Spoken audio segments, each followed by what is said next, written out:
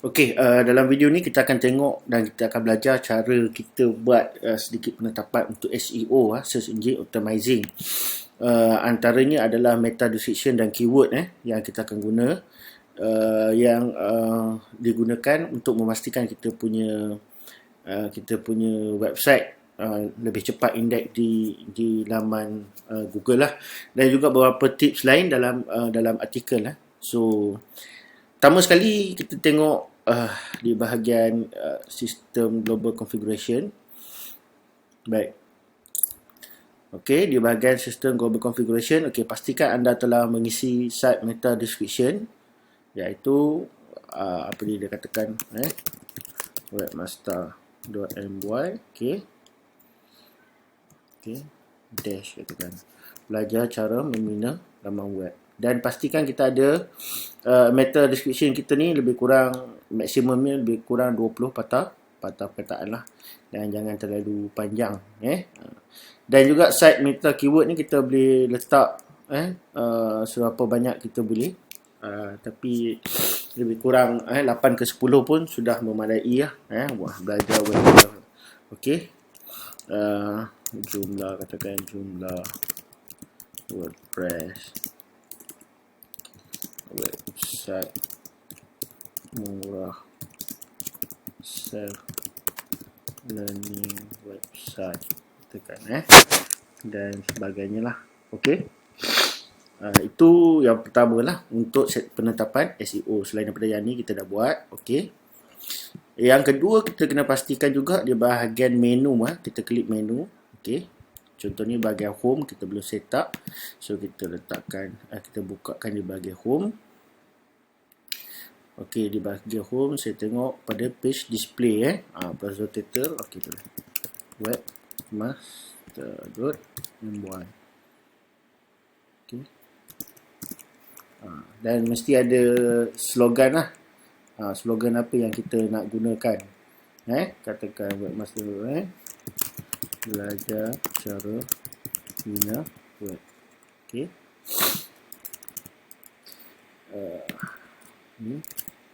so browser title. Okey, page heading pun kalau kita nak pakai page heading lah, dia optional lah. Dan bila kita save, okey, kita dah ada browser punya title. Dan juga metadata pun benda the same thing lah. Belajar cara metadata, keywords, apa yang menggambarkan kita punya page pertama ni. Selalu kita tengok benda apa yang kita cuba sampaikan di bahagian pertama. Katakan yang ni banyak kata DVD website. Okey,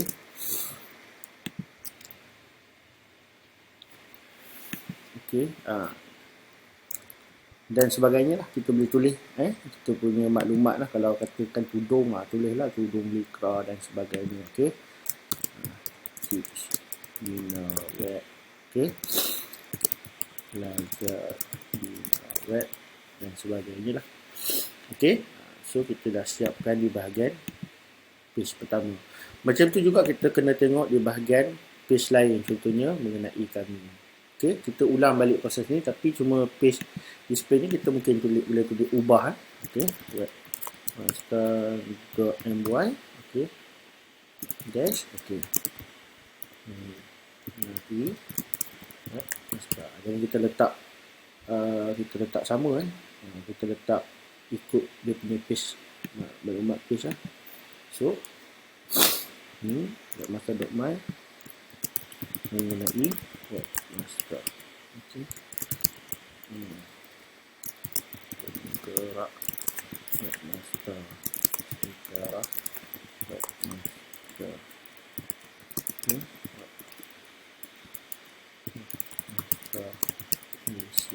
Okey, jadi dia punya meta keyword ni pastikan yang berkaitan lah, jangan kita letak yang tak berkaitan. Okey, begitu juga bahagian blog. Okey, ini kita dah letak. Okey,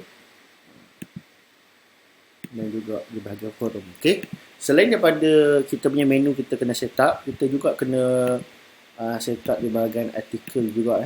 Kalau kita tengok di bahagian artikel pun okey, dia ada maklumat macam contoh apa itu CMS. Okey, kita ada setting. Kalau kita tengok apa itu CMS, kita buka. Dia ada di bahagian publishing ni pun ada benda yang sama. So kita boleh tulis lah webmaster. Apa itu CMS? Alright. CMS content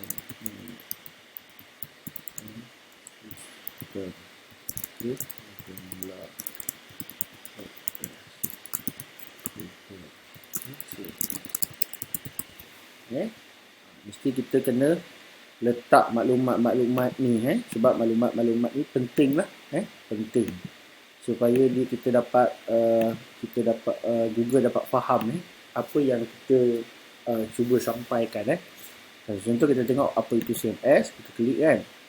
So kalau kita tengok di bahagian paste source, okey, nampak dah ada webmaster apa itu CMS. Kita letak apa itu CMS ini. Contoh CMS content management system Joomla WordPress Drupal. Jadi ini akan membantu Google robot untuk faham. Okey, kalau kita tengok kalau yang kita tak letak katakan definisi hosting kita tak letak. So kalau kita view dia punya page source, Dunia Belajar Web Joomla DVD, dia akan ambil yang page pertama ada kita setting di bahagian general. Sedangkan yang ni cerita pasal domain. Jadi nanti Google kurang bila Google tengok konten kita dengan kita punya meta tu kurang relevan lah. Jadi kurang berkaitan. Jadi kat situ kita akan rugi daripada ranking di Google. Baik, jadi ini adalah mengenai meta description dengan keyword.